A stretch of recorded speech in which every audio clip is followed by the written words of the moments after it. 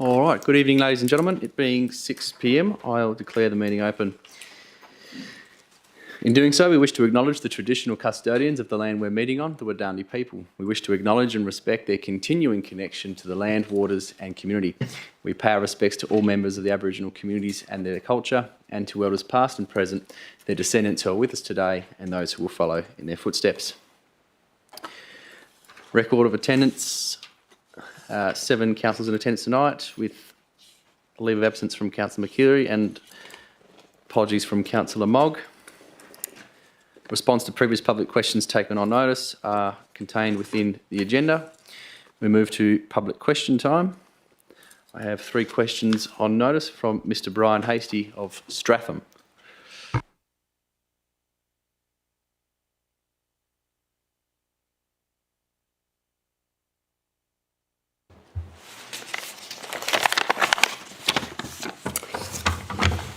Good evening, Shire President, councillors, CEO, Shire staff and members of the gallery. Brian Hasty of Stratham. I thank you for the opportunity to speak and ask the following questions on behalf of myself and fellow residents and ratepayers. First, I would like to correct the record. I do not live in Jallorap, I actually live in Stratham.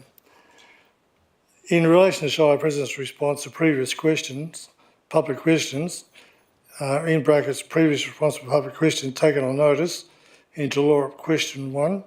Thank you for your clarification and points on lowering the speed limits on Boynup Road West. However, the Shire sees no substantial evidence that main roads Western Australia will support a speed reduction to Boynup Road West based on their policy, speed zoning, policy and application guidelines. It is advised that you contact Main Roads Western Australia Road Services Office or Network Manager in the South West Regional Office to clarify the above information and discuss the speed rezoning process. Question 1. Seems to me that the Shire is asking me, a private individual, to contact Main Roads Western Australia to confirm their position based on a policy, a document which, while informative, is not a law or regulation and does not prevent formal advocacy by a local government body. Given that the Shire's own engineering team has previously supported reducing the speed limit on Boynup West Road to 100 kilometres, and that comparable roads like Uduck Road in Harvey and Railway Road between Boynup and Capel already have this lower limit, I ask, why is the onus being placed on a resident to take on what is clearly the Shire's role, to formally advocate for road safety improvements with Main Roads Western Australia, especially when there's engineering support and precedent for such a reduction? Shouldn't the Shire act in the interest of the public safety and make the formal submissions regardless of MRWA's current position rather than relying on residents to do so? Thank you, Mr. Hasty, for the questions. Main Roads WA is responsible for all speed zones across all roads in the state of Western Australia. Requests for changes to the speed zones on local roads need to be submitted to the administration of the local government, who will assess the request and then submit it to us if they agree with the change. As per the administration's standard processes, the Shire's road engineers have performed an initial assessment to determine the need for a speed limit reduction, and this has included an examination of the traffic volumes and speeds, safety assessments, which means reviewing the accident history and safety concerns along the road, and then road characteristics, which considers factors such as road geometry, school zones, nearby facilities and activities, parks or schools, and pedestrians and cyclist activity along the road. Based on this, officers have provided the opinion that there is no substantiated evidence that Main Roads WA would support a speed reduction on Boynup West Road as per their speed zoning policy and application guides. Furthermore, recent upgrade works have provided elements of the WA Main Roads Department's safe systems that offer a combined improved road safety for the network. So some of the improvements along that road that Council has recently completed include sealed shoulders, painted edge lines, the widened formation, shoulder battering, and improved linear travel surface.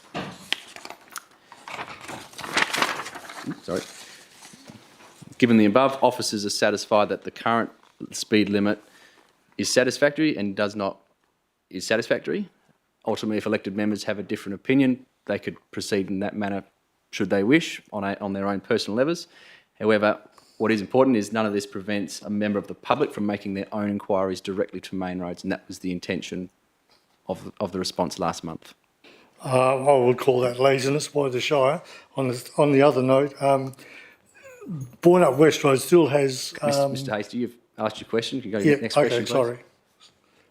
I'll do question 2. Sorry about that. The Shire's response to my previous question about Sleaford Park stated the park is open to the public with access via a newly installed footpath. With respect, this completely misses the point. My question related specifically to vehicle access, not pedestrian access. Before the bus or highway works, excuse me, ratepayers, residents and travellers alike were able to access Sleaford Park by vehicle. The access has now been cut off with no clear explanation, no consultation and no indication that the Shire is doing anything to rectify it. This isn't a minor issue. Families with young children, elderly residents, people with disabilities and people travelling through the region have long used the park as a stop-off picnic area.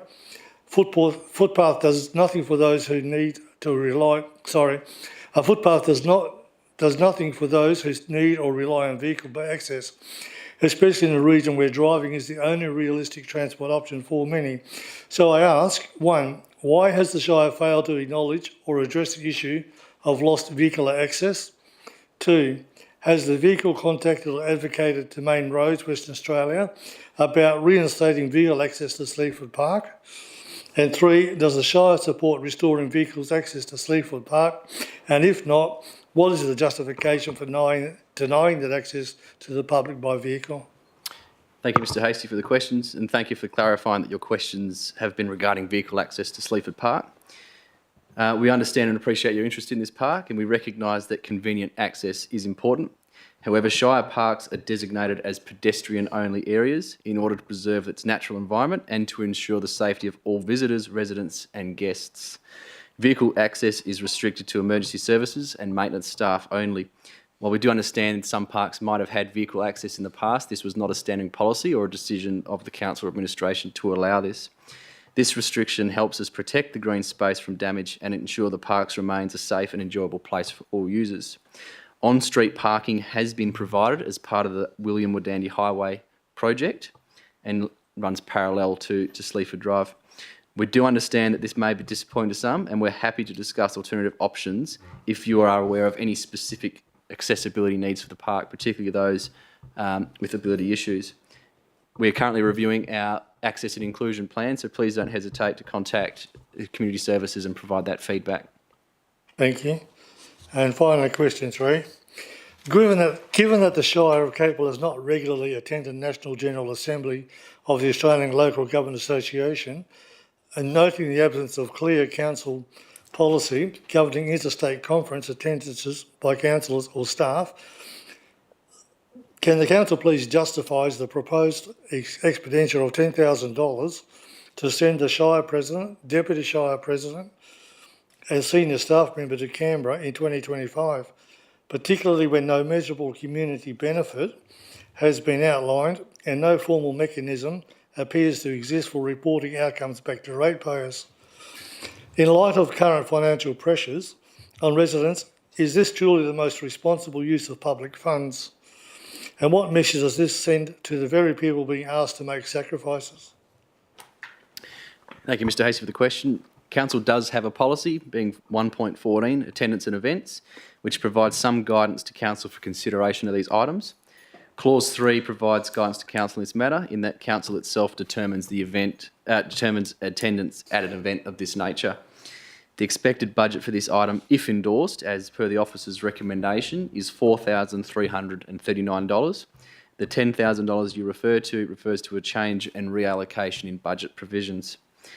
Given that the item is up for consideration by Council this evening, I will refrain from providing further comment on the matter in public question time.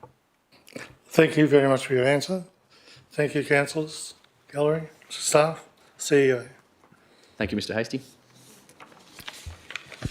Are there any further public questions from the gallery?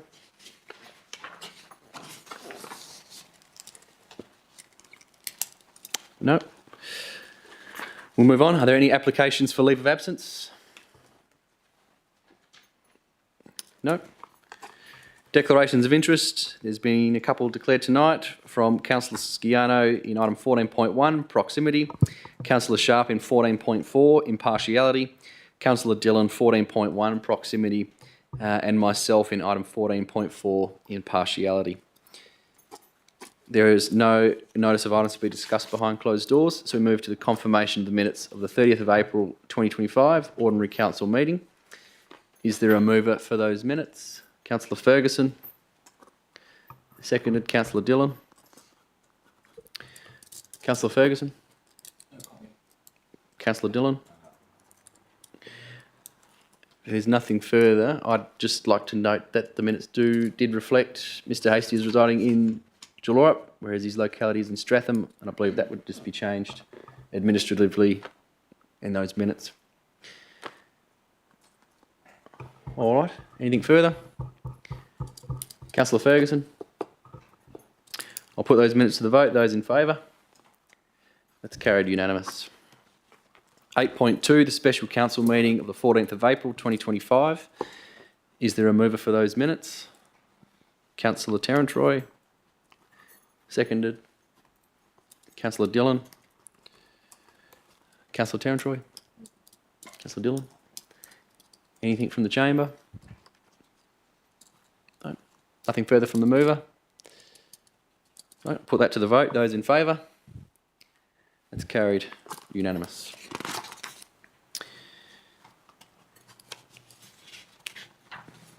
Announcements by the presiding member. I did have two.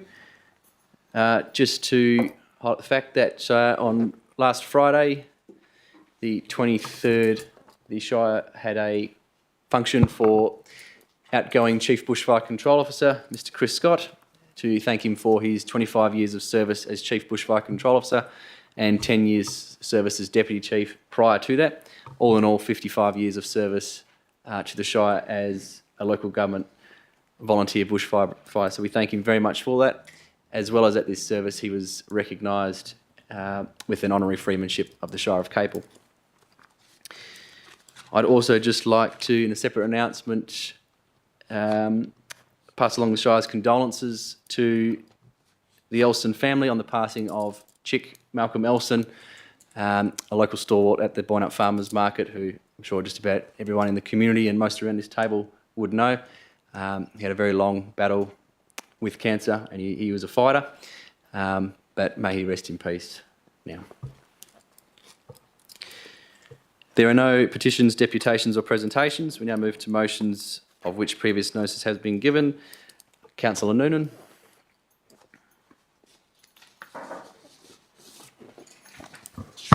Thank you, Mr President. And I'd like to thank all of the councillors who have made suggestions, and members of the public who've made suggestions to improve the wording and scope of the motion. And I'd actually like to move an alternative motion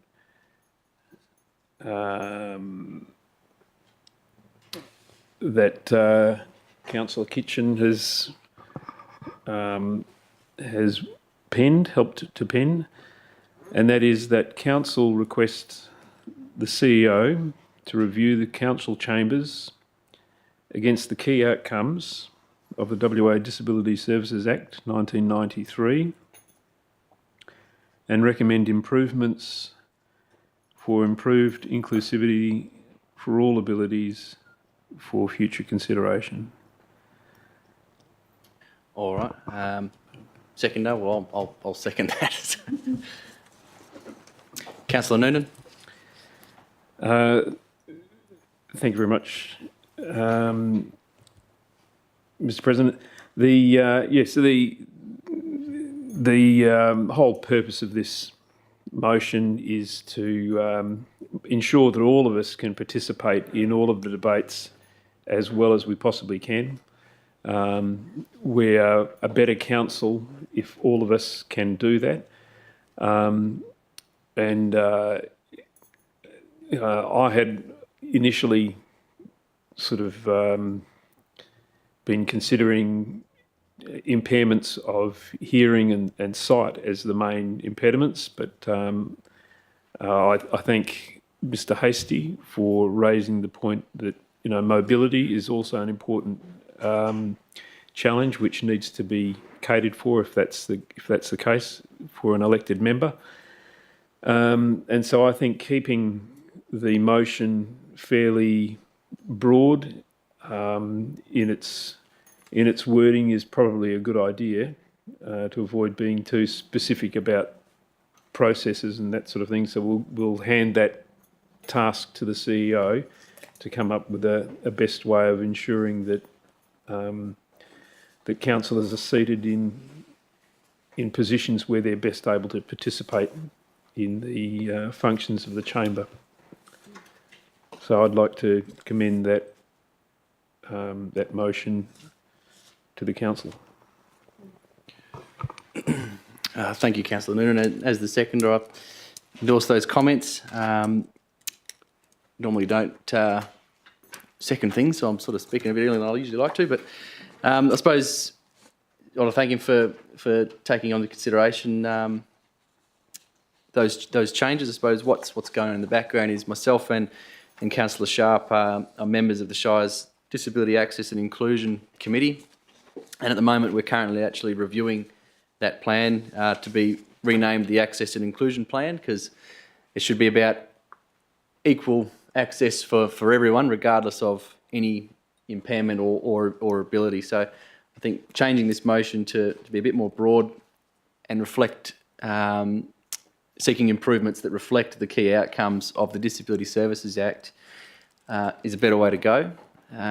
Even just with some of these technology upgrades that have happened in the previous months, with the addition of a hearing loop in the chambers now, that's meant that some people have been able to tune in and better hear what's being discussed in the chamber. So some things are technology solutions and some things may need to be changes in actual physical structure, and it'd be even interesting to see some advice that comes back around our standing orders, which are a little bit strict in terms of seating placement. Not only just from this angle, there's some changes I'd like to see in there. That way when a councillor is absent, instead of Councillor Ferguson being stuck all the way at the end of the table there, you can simply just move up one and it makes it all a little bit better. So it's things, in addition to that, I think our standing orders need a bit of review, but I'm getting a bit off track here. But I think this is probably the right way to go, and I thank Councillor Noonan for bringing it to our attention. Are there any speakers for or against the motion? Councillor Sharp. Thank you, Mr. President. I'd just like to totally agree with everything that's been said by Mr. President Doug Kitchen and Councillor Noonan, and I'd also like to thank Mr. Brian Hastings for bringing up the point of the extra disability, and I think we're really heading in the right direction. Thank you.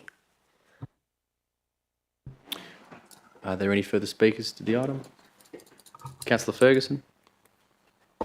Thank you, Mr. President. Look, I'd just like to support this wholeheartedly. I think it's an excellent initiative and perhaps something that should have been looked at before. I appreciate the input from Mr. Hastie and from the acting CEO and yourself, and Councillor Noonan for initiating the process. As one who might be marginally included in one of those disabilities that Councillor Noonan has referred to, I'm very grateful that the matter will receive consideration in the future. But it's worth commenting that our digital upgrade has made a huge difference, and for my part has enabled my experience to be much more positive. Thank you. All right, are there any further speakers to the motion? Councillor Noonan, do you wish to close? Yes, I think probably just one final observation, that digital technology has been a tremendous improvement for the Shire, but then there are still limitations that has, and it's worth noting, I think, for councillors and perhaps for some of the public to just be aware that I'm sure that it's not really speaking out of turn, but that some of our councillors even have to rely on lip reading to understand and follow what's actually going on in the council, in the chambers, and that's a very impressive skill and a real, a credit to the people who face that adversity and make such a dedicated effort to overcome that. Yeah, so I appreciate all the comments that people have made, and commend that to the council. All right, I'll put it to the vote. Those in favour? That's carried. Unanimous. There are no questions of which previous notice has been given. Move to Chief Executive Officer reports. 13.1, the appointments of presiding and deputy presiding members to committees of council. Is there a mover for that item? Councillor Ferguson. Seconder. Deputy President. Councillor Ferguson. Thank you, Mr. President. Look, I won't waste too much energy on commenting. I actually think it's a pretty straightforward motion, and the way in which it's been presented by the staff and a staff report is excellent, and I'm happy to commend it. The Deputy President. Thank you, Mr. President. I mean, this is just bringing us up to compliance with the recent tranche of local government reforms.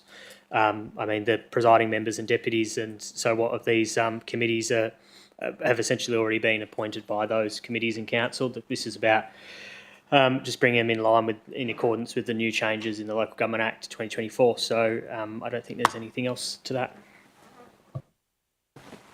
Are there any speakers for or against the item? Mover wish to close? I'll put it to the vote. Those in favour? That's carried. Unanimous. Item 13.2, Annual Local Government Association Conference Attendance. Is there a mover for that report? Councillor Dillon. Seconded. Councillor Terrantroy. Councillor Dillon. Thank you, Mr. Shire President. Yep, happy to put this item to council. It was interesting. There was a little bit of argy-bargy on the email system across the week about this one. However, that's why I was keen to put this item forward, because I think it stands on its own merits, and I'm going to say why. Look, there was some talk about maybe just one of our executive councillors should be going, etc. There was the motion or the question from the floor about the relevance of such a trip away. Capel has never attended this national conference, number one. Number two, we are in the midst of trying to secure federal funding for one of the biggest projects in the Shire's history, which is the agribusiness precinct. Now, we're not playing tiddlywinks here. This is a multi-million dollar project that we need some help with funding. I fully believe that our President and Deputy President should both be there. I firmly believe in terms of negotiations and lobbying and presenting our best case, two heads are absolutely better than one. Political affiliations have absolutely no bearing on the fact that they would be flying the flag for the Capel Shire. Like I say, the importance of having the President and Deputy President in particular at this next national conference for a paltry $4,339 estimated each is nothing compared to what we will lose if we don't focus and lobby effectively to the right people, and this conference is the place to do it. So I would urge my fellow councillors, despite any rumblings maybe during the week, to vote for it as is. This is a drop in the bucket of a massive bucket that we want to fill. I have been one of the staunchest supporters of this agribusiness precinct, and this is the sort of place where you put irons in fires and get support. And I would like to see both our President and Vice President there. Thank you. Councillor Terrantroy. Thank you.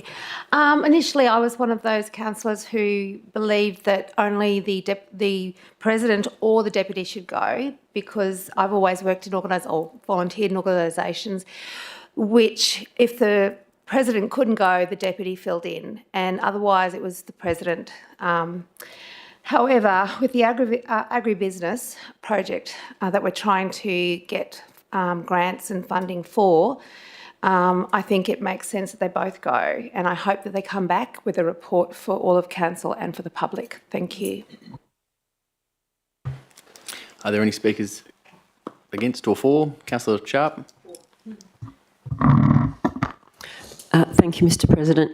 Yeah, I followed the string of emails this week between councillors, and I really would like to say that I believe that both the Shire President and the Deputy should be going. I speak from very limited experience, but I did attend the West Australian Local Government Conference last year, and both President and Vice President were there, and I saw them in action, and I understand the importance of this event, and listening to Councillor Dillon so eloquently put it, these are all the reasons why we need those two over there. We are a shire that is rapidly changing, and the connections, the networking that both our councillors are able to do is so important for the direction in which we're heading. I would definitely support them both going. Are there any other speakers? Councillor Ferguson. Look, thank you, Mr. President. In respect to the item as originally presented, item 1 and 2, I totally support it. And actually, having been the fortunate participant on behalf of another shire, another city, at the Australian National Local Government Conference in Canberra, I can see how important it is, and on any level, and particularly with respect to what Councillor Dillon's referred to in regard to the agri precinct and the possibility of soliciting support for that and making the case and generally representing the Shire in a positive light. No difficulty with it whatsoever. So I'm totally supportive of item 1 and 2 and don't have any issue with it at all, and any communication that I put forward regarding certain other aspects were not to imply that I didn't support the Shire President and the Deputy Shire President's attendance and the staff member as required. The only issue I had, and which I've made clear in my correspondence to you all, is in regard to the deferral of the meeting or otherwise. I'm not sure that that is still intended, but it's not in the motion. So I'm happy to support the motion as it stands. Thank you. All right. Any further speakers? Councillor Noonan. Thank you, Mr. President. Thank you, councillors who've spoken. I'm happy to see both Councillor Kitchen and Councillor Shano go to this meeting. I think it is a good opportunity. On the political side of things, I think that it is a good example of why it is so important for us to always maintain cordial diplomatic relations amongst ourselves as a council and in all of our interactions with our federal and state colleagues, regardless of political affiliation. And it's a concern that I have, that many people share, that politics has become, or that there's been a propensity for politics to become quite negative over, recent decades, and that this is a very unfortunate occurrence, and I think that it's something that, by setting a good example here at local government, I would hope that we can then do our little part to help influence that better behaviour and a more open and transparent and accepting attitude at other levels of government, and to hopefully lift the raise the standard of political debate. I do hope that the two of you get over there and that you're able to make good contacts and to advocate for these important projects that the Shire has, not just the agribusiness precinct, but the Bunbury, Capel, Bustleton cycle link, the infill housing, and you know, a myriad of other things. And I'm sure that you will be attuned to the opportunities that are there. So I'm very happy to support this motion. And yeah, thank you. All right. Any other speakers? Well, I think it's really only myself and I. So I'll have a little crack. Just a few things have been said. I suppose that the comment from Councillor Ferguson around potentially deferring that came from myself, because the conference actually overlaps the June ordinary meeting of the council. I don't have any intention to move such an amendment this evening. I have absolutely full confidence in the councillors present and those who are absent, that in the absence of myself and the Deputy President, that one of them will be able to step up and chair the meeting. They'll have to pick it from amongst themselves, so have fun with that one.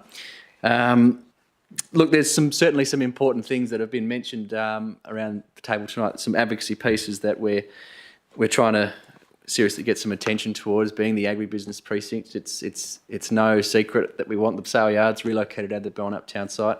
We want a fit-for-purpose precinct that complements the yards, has a secure future for agricultural industry in the southwest. It's a regional priority. The Southwest Zone of Local Governments has prioritised it. The Bunbury Geographic Economic Alliance has prioritised it, and the Shire of Capel is leading the way on that. So there is some dollars attached to that, and with the business case and key advocacy documents to be finalised and provided to council in weeks, it's an opportune time to get over there and start talking to ministers many about this. And look, to be honest, myself and the CEO have spoken with ministers about this in the past, both state and national, around it. So there is some awareness of it in government and opposition.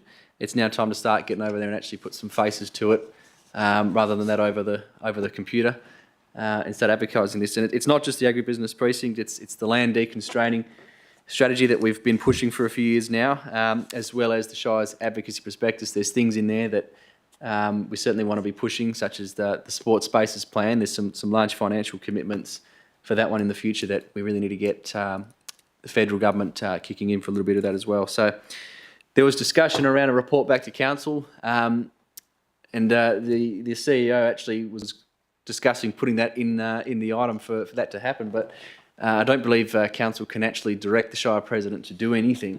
So that's why it's not included, but I will make the commitment on the public record here tonight that I will provide a report back to council for public consideration on what the three individuals, myself, the Deputy Shire President and the senior officer who does attend, do over there. So there you go, you've got that commitment, it's on the record. You can hold me to account on that one. And just in terms of the politics, yes, unfortunately it's a bit of a greyscape out there in terms of those sorts of things. But look, I'm not affiliated to any party. There is apart from one, and it's the greatest party to be affiliated to, and that is the Shire of Capel party. That's what I bleed. I bleed burgundy blood. You know, it's the lifestyle of choice. It's the perfect logo. It's the perfect everything. It's the perfect Stuartwood. You know, that's my party. So that's what I'm over there to advocate, nothing else. So thank elect councillors for considering this item.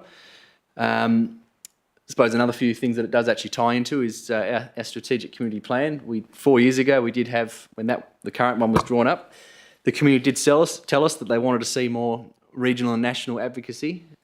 This is fulfilling that, and again in the most recent community survey, they've again said they want to see that advocacy on the state and national level for our local issues. So certainly happy to tick some of those boxes. So Thank you for everyone for their support on this item. Are there any further speakers? No? Does the mover wish to close? Thank you, Mr. President. Far be it for me to congratulate you on reading the mood of the room, but we're looking forward to that report immensely. That's it. All right. I'll put that to the vote. Those in favour? That's carried unanimous. Item Infrastructure and Development Reports, item 14.1, Infrastructure Program of Works for 2025-26. Proximity interests have been declared in this item by Councillor Dillon and the Deputy President. I will now ask them to leave the room.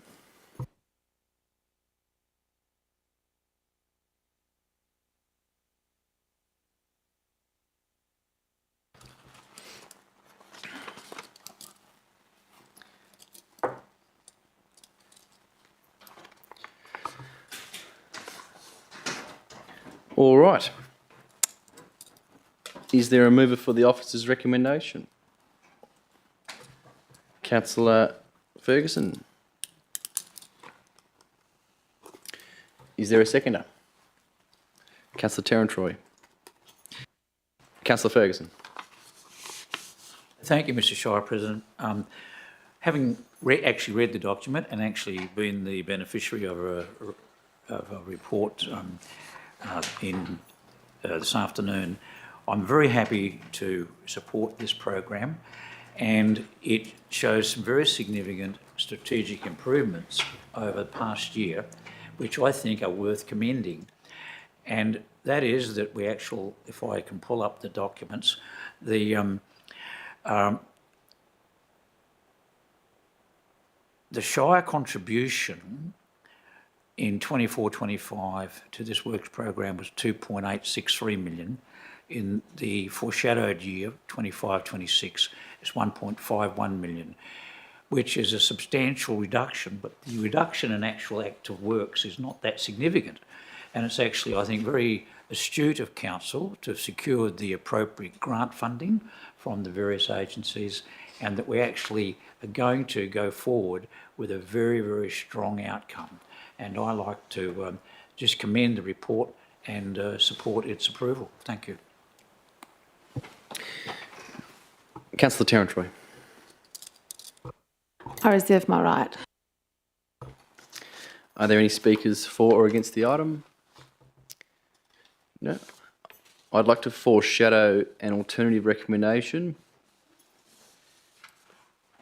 being of 5 recommendations.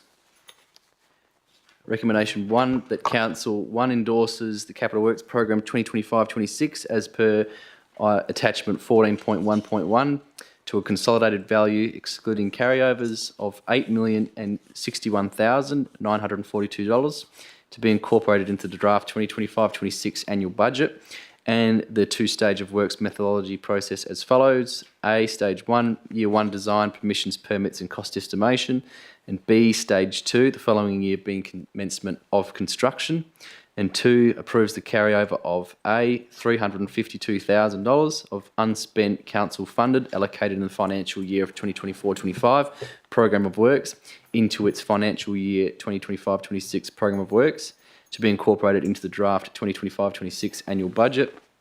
Recommendation 2, that Council endorse the future engineering program of works roads as per attachment 14.1.2 for inclusion in the Shire of Capel long-term financial plan. Recommendation 3, that Council endorse the future engineering program of works drainage as per attachment 14.1.3 for inclusion in the Shire of Capel long-term financial plan. Recommendation 4, that Council endorse the future engineering program of works footpaths as per attachment 14.1.4 for inclusion in the Shire of Capel long-term financial plan. And recommendation 5, that Council endorse the future engineering program of works structures as per attachment 14.1.5 for inclusion in the Shire of Capel long-term financial plan. That is a foreshadowed foreshadowed motion from myself. In speaking to the current item, as much as I do support the item as is, I prefer the alternative foreshadowed motion that I provide, given that it properly endorses future years for inclusion in the long-term financial plan.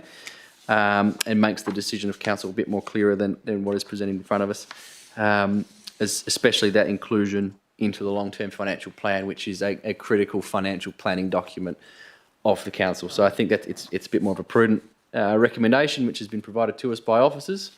So that's the alternative that I'd like to see on the table. But nonetheless, so I'll be voting against the motion that has been moved by Councillor Ferguson. As much as I agree with it, I'd like to consider the foreshadowed motion that I've just read out.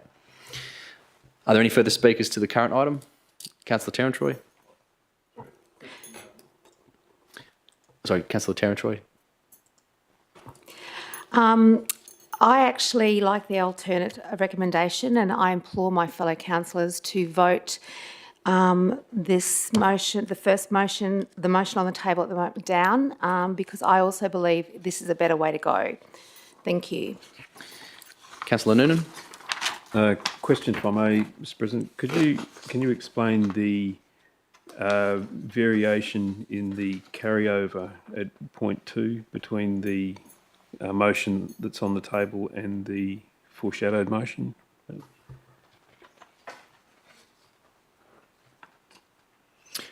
The Director of Community and Corporate. Thank you for the question, Councillor. I believe it relates to one of the carry forward projects that, rather than be carried forward into the 25-26 financial year, it's been deferred to 26-27. Am I correct? Yeah, that's correct. That's the variation in the carry forward amount. Thank you.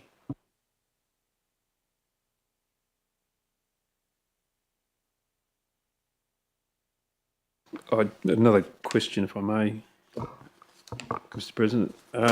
We've also received a suggested amendment from another councillor who cannot be in the room at the moment, and my query is whether this needs to be foreshadowed at this point, or whether that can be foreshadowed or moved if this item on the table were to fail. The motion that you have was distributed by the Deputy President, and he has indicated he would like to move that at item 18 for motions for consideration by the Council at that part of the meeting.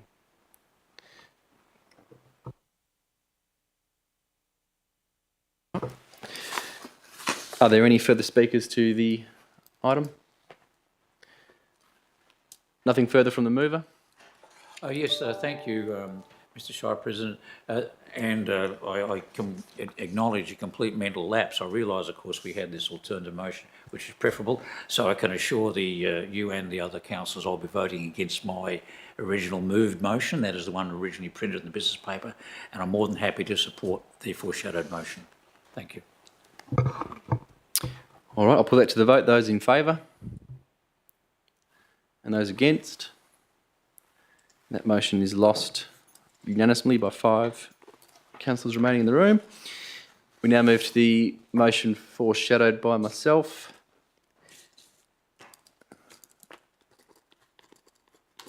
Is there a seconder to that item? I saw you both at the same time. Councillor Ferguson. Look, I think it was pretty straightforward.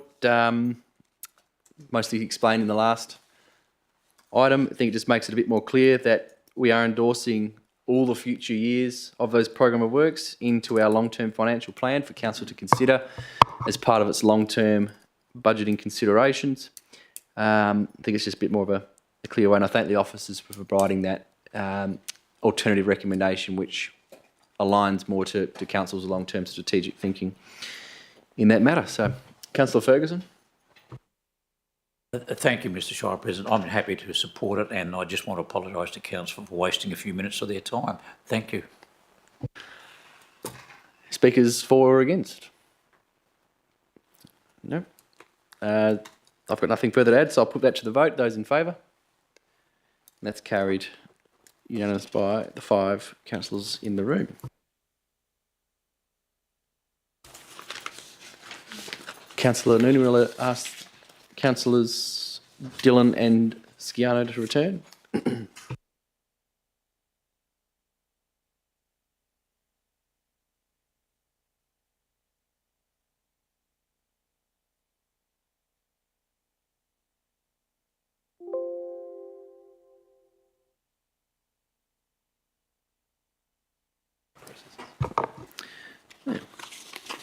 like that idea. All right, now that councillors Dillon and Sciano have returned to the room, I can inform them that council determined to support the alternative recommendation to item 14.1 that was provided by officers of the Shire of Capel early this evening, which you are both aware of. That motion is included in the business paper and subsequently will be included in the minutes. We move to item 14.2, request for tender 2503, turf maintenance of sporting fields. Is there a mover for that item? Councillor Ferguson. Seconder. Councillor Dillon. Councillor Ferguson. Don't think I can say too much before we move into confidential, can I? Sorry, I didn't catch that, councillor. I don't think I can say too much before we move into confidential. There's nothing confidential about this item. The attachment being the evaluation summary and the Okay, scheduled well, pricing okay, is okay. confidential. I'm happy to move the items that aren't non-confidential. That aren't confidential. My apologies. Councillor Dillon. Allow me, Councillor Ferguson. Thank you, Mr. President. Yeah, so it's a turf maintenance contract. Unfortunately, only the one tenderer, which is a little bit disappointing, but thank you to the Shire Proprietary Limited for stepping up to the plate. Looks like, if council agrees, we'll be going with the sole tenderer. Look, we have got some great sporting spaces, some in pretty good nick, and a couple of cow paddocks that I'd like to see worked on. Had a couple of residents and ratepayers get in touch about the suitability of some of our sport spaces, and I've gone and had a bit of a walk, and yeah, some need a bit of attention. So a bit of work to be done around the Shire, but we're moving in the right direction. Are there any speakers for or against this item? Councillor Tarantroy. I'm speaking for this motion. I think it's a necessity to keep our sporting fields in a good condition for our youth and also the adults that help the youth keep fit and keep involved in local sport. Thank you. Are there any speakers to this item? No. Councillor Ferguson, do you wish to close? I'll put that to the vote. Those in favour? That's carried unanimous. 14.3, bushfire mitigation notice. Is there a mover for that item? Councillor Dillon. Seconder, Councillor Sharp. Councillor Dillon. Thank you, Mr. President. Happy to bring this notice to council. I won't belabour the point, but ultimately this is refinement of our mitigation notice, mainly around fire pits, pizza ovens and the like. I encourage all of our local residents to make sure that they don't just, throw the mitigation notice aside when they get their rates notice. Have a look, put it on the fridge, be aware of what's going on. A few changes that were primarily pushed by Captain of the Stirling Brigade, Ian Cocker. Thanks for your work on this, Ian. Andrina, one of our Shire staff, working very closely with the BFAC committee, and I think we've reached a good outcome. Councillor Sharp. Thank you very much, Mr. President. Yes, I think it's always very important to review our bushfire mitigation. We all know we live in an incredibly high-risk area, and keeping up to date with what needs to happen to keep our communities safe is of vital importance. Thank you. Are there any speakers for or against the item? Councillor Tarantroy. Just for those people who don't have a lot of reading time, I just want to make it clear that it's all solid fuel barbecues and pizza ovens and campfires would still be prohibited where a total fire ban has been issued. And these regulations and exemptions are managed by DFAS and not the Shire.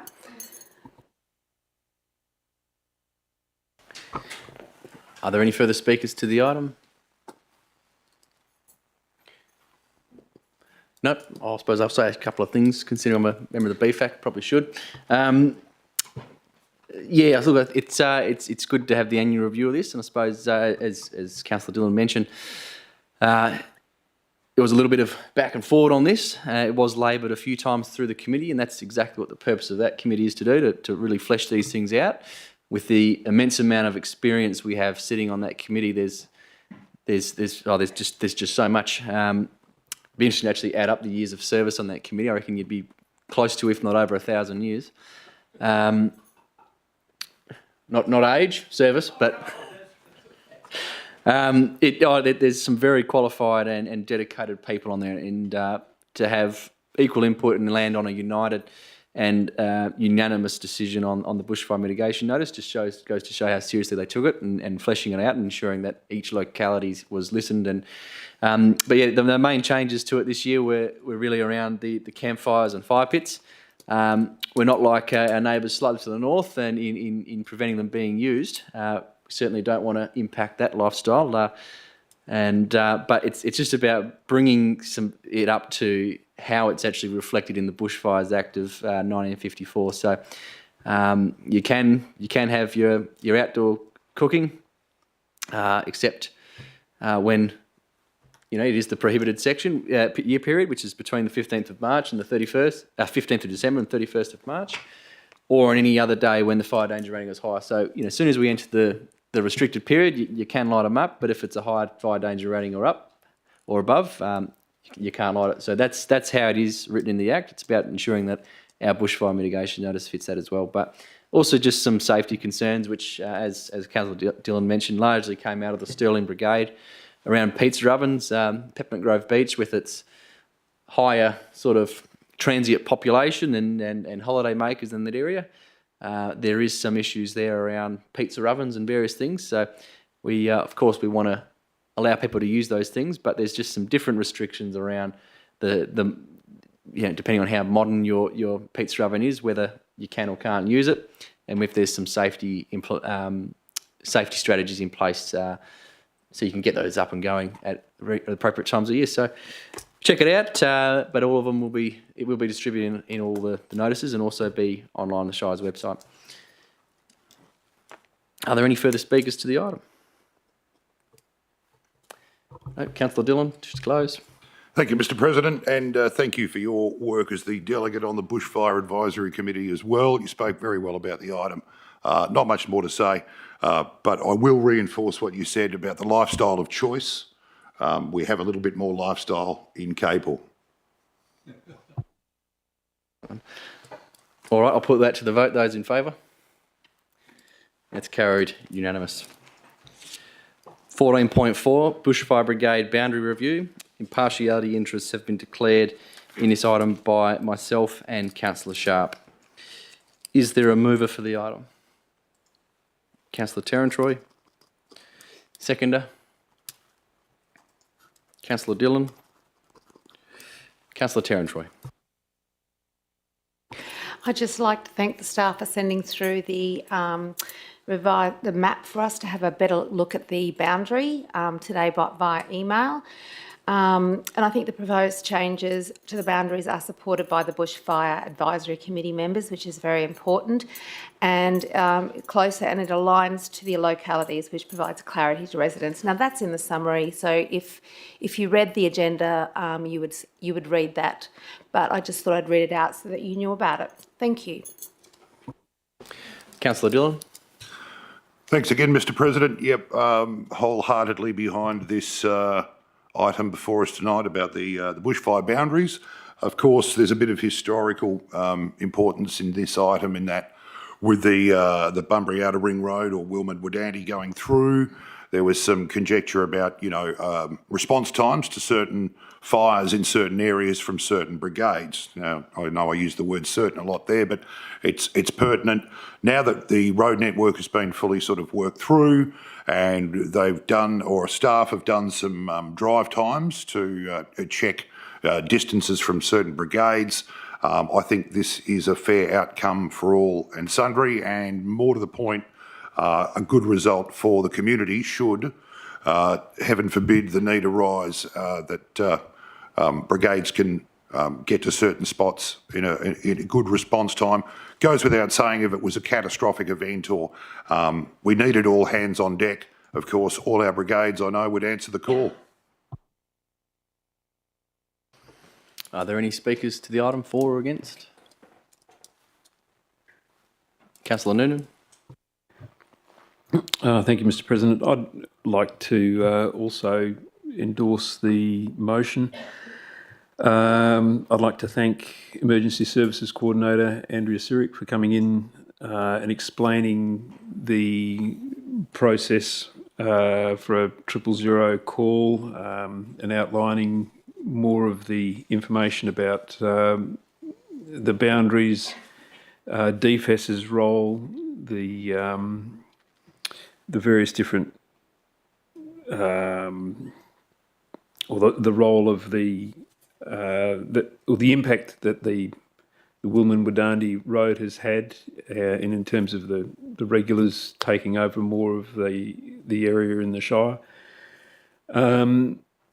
I'd like to acknowledge the very, very deep and very real concerns that members in the community have, particularly those people who live in areas which are close to highly wooded areas, particularly, for example, along Bustle Highway, the northern section of Bustle Highway in the Shire.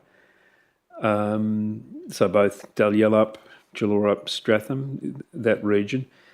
There's an acknowledgement, an understanding that there is a lot of fuel in that particular area, and a very stark awareness with the peat fires that are still burning, 15 months after they started,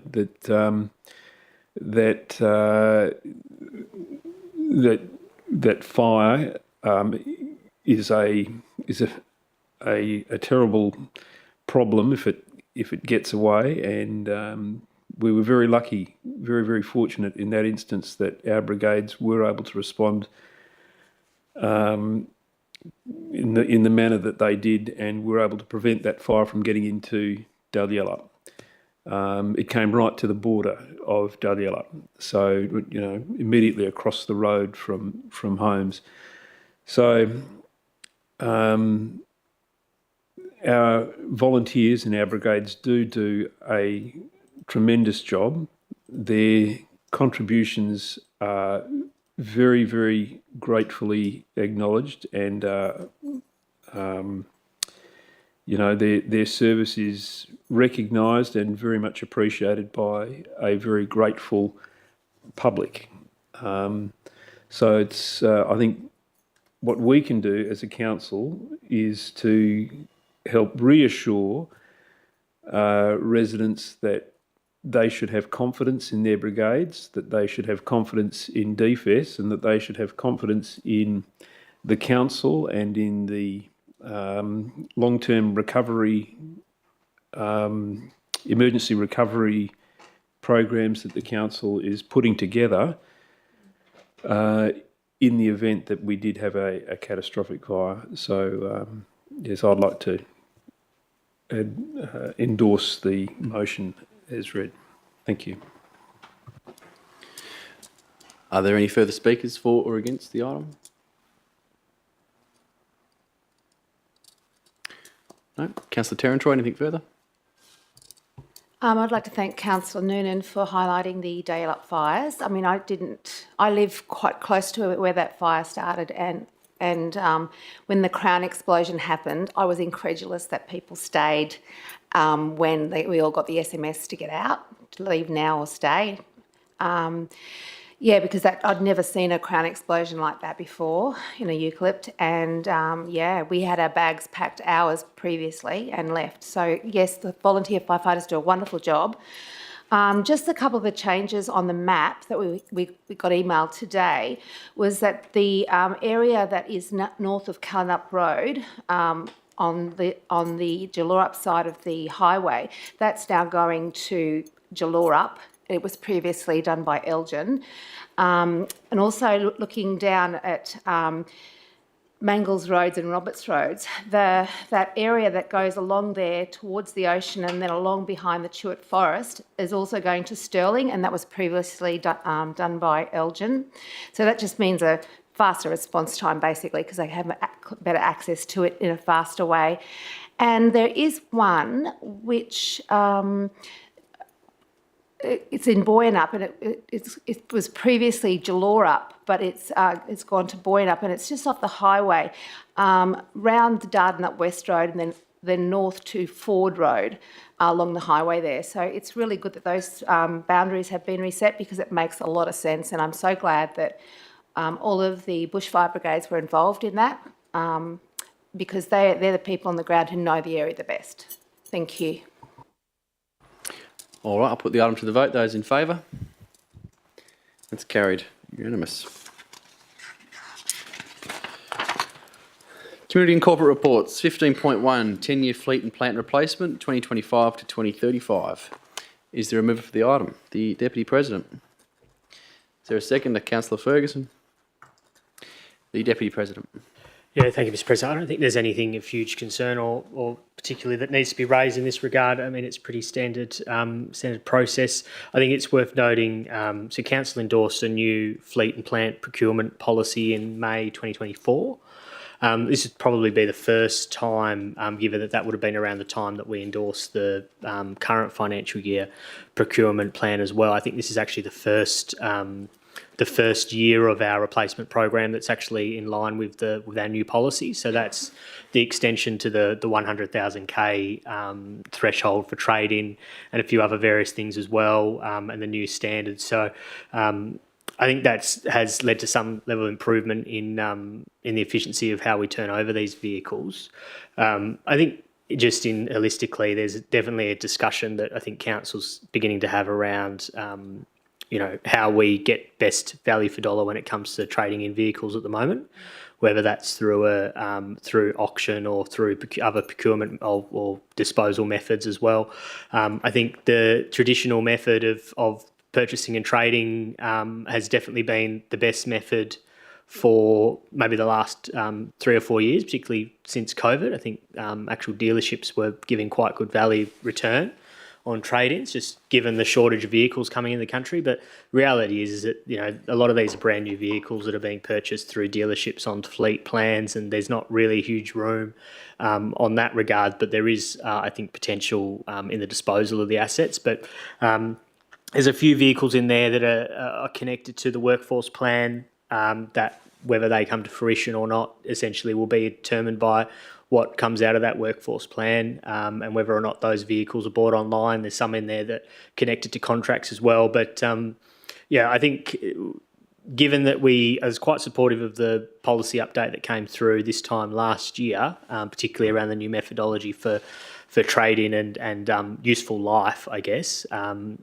and I think that's only going to get extended further. So let's see how this goes. Let's maybe have a bit of a chat about disposal, some creative ideas around disposal, which I think Council's been quite open to. And I think at the end of the day, quite a descriptive brief on this item the other week as well. So Council should be well versed with the actual nitty-gritty of each one of what these licence plates actually means. So happy to endorse the item.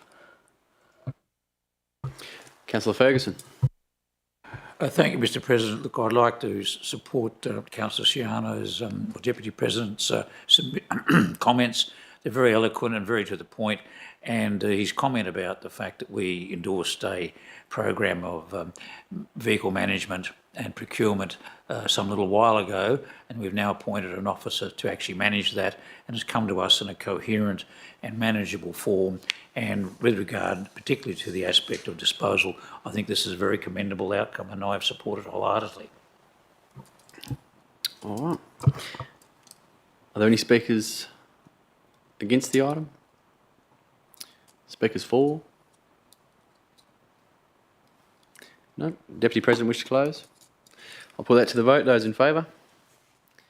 That's carried. Unanimous. 15.2, Delegations Review 2025. Is there a mover for the officer's recommendation? Councillor Ferguson. Seconder? Councillor Dillon. Councillor Ferguson. Thank you, Mr. President. I did actually read this, and it's an exhaustive document, and I didn't realise the CEO had so many, deferred or powers to him. And of course, they all make sense. And I do know that there's very little actual practical change. None of the items have got changes, but many of them indeed are as is. But I do note that there was a comment at the briefing today about how these may need to evolve into the future. But in the end, as an elected council, we need to delegate the day-to-day operations and activity of what actually occurs to when council operates as a bureaucratic body. And I'm happy to support it, and I actually went through it and I had no particular objection to any of the recommendations in therein. Thank you. Councillor Dillon. Thank you, Mr. President. Yes, I, for one, am very glad that the CEO acting in this instance, thank you, Mr. Donohoe, that he's got so many delegations, because otherwise they'd all be coming to council and we'd be eating even later than normal. So, yeah, happy with this motion as presented. Thanks, Mr. President. Are there any speakers against the motion? Speakers for?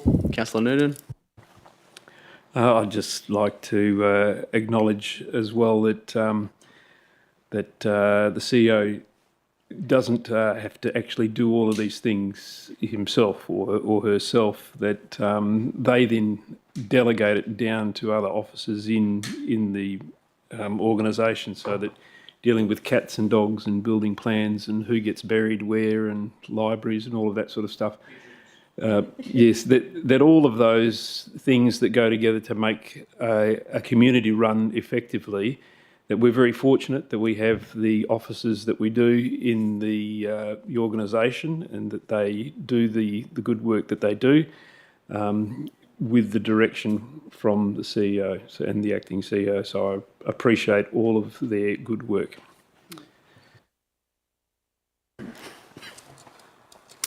Are there any further speakers for or against the item? Councillor Ferguson, do you wish to close? I'll put that to the vote. Those in favour? It's carried unanimous. 15.3, the accounts paid during the month of April. Is there a mover for those accounts? Councillor Terrantroy. Seconder? Councillor Sharp. Councillor Terrantroy. Moved as read. Councillor Sharp. Are there any speakers for or against those accounts? No. Nothing further from the mover.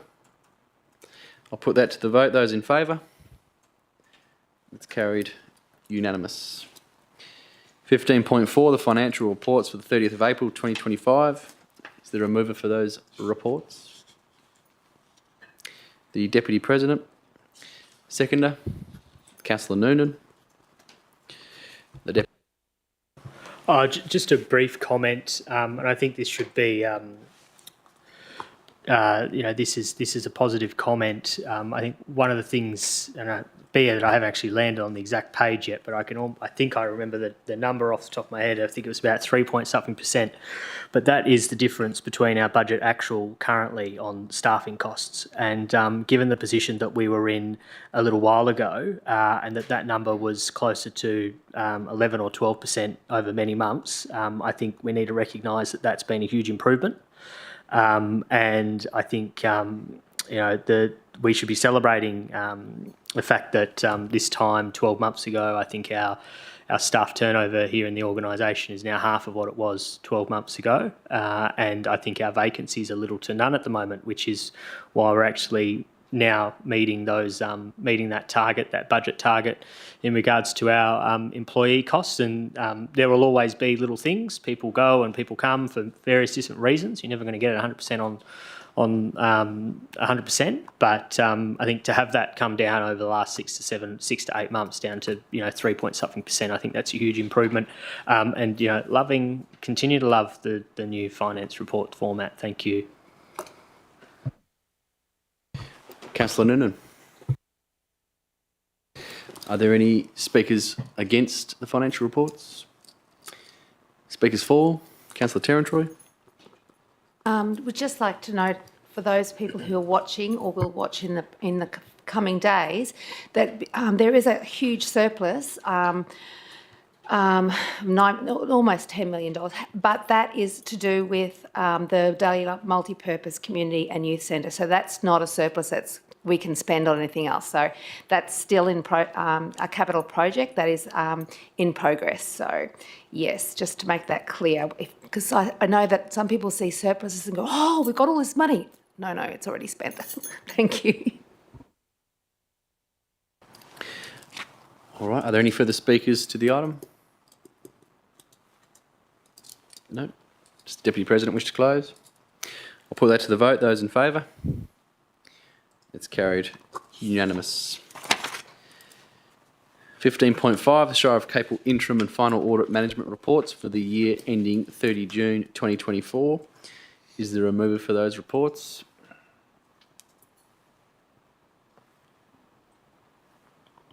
No, I'll move those. Is there a seconder?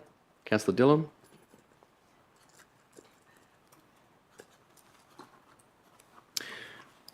All right, moving those reports. I mean, we did see these go through the Audit and Risk Committee, and they have been public documents for some time, but there was a recommendation there from the committee that they did come to the council for endorsement. This is just ensuring that recommendation from the committee does occur. Probably just a little bit of a delay in the intention of that, but I don't think that was anything untoward. It was just a simple error, but look, we're getting it sorted now. So thank the officers for bringing it to us. The audit report itself, good audit. It was clean. There was the one finding there around our adopted rates table last year. That error that we self-reported, fixed, and then the audit's found after we'd already sorted it out anyway. So there you go. We're identifying issues in some cases before even the auditor. So that's what I do like about this council, is that it accepts its mistakes, it owns up to them, it fixes them, and then moves on and gets back on with the job. So happy to see these come to council for full endorsement. So, Councillor Dillon. Are there any speakers against the item? Speakers for? Councillor Terentry. Yeah, we reviewed all this stuff at the meetings the internal committee. It's just really good to note that we did have, besides the one that President Kitchen has already mentioned, the one significant finding, we had 5 moderate and 2 minor in nature findings. But basically, we've got a good, clean bill of health, and the mistake in the table for the rates last year was self-reported, and it was a total accident. It wasn't anyone trying to do anything dodgy. It was just one of those things that happens, like a typo. Okay, thank you. All right. Are there any further speakers for or against this item? Nope, I've got nothing further to contribute, so I'll put that to the vote. Those in favour? It's carried unanimous. There is no new business of an urgent nature. We go to public question time. Are there any questions from the floor? No. Motions without notice. Is there any motions without notice?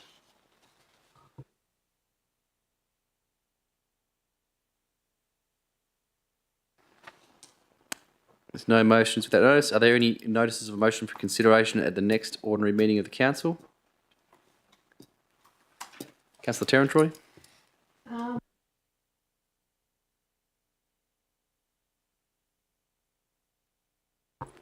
That we review our council policies and review the attendance of all councillors who would like to go to the Walga annual conference to be included if they want to go. It shouldn't be down to just 4 people going.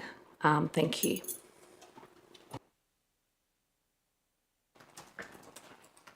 Okay, I think we've got the intention, Councillor. We'll ask you to work with officers to clarify that motion. Thank for next meeting. All right. Are there any further notices of motion for consideration at the next ordinary meeting of the council? No. There's no items for consideration behind closed doors, and there being no further business on the agenda this evening, we'll close the meeting at 16 minutes past 7. Thank you very much, everyone, for your attendance.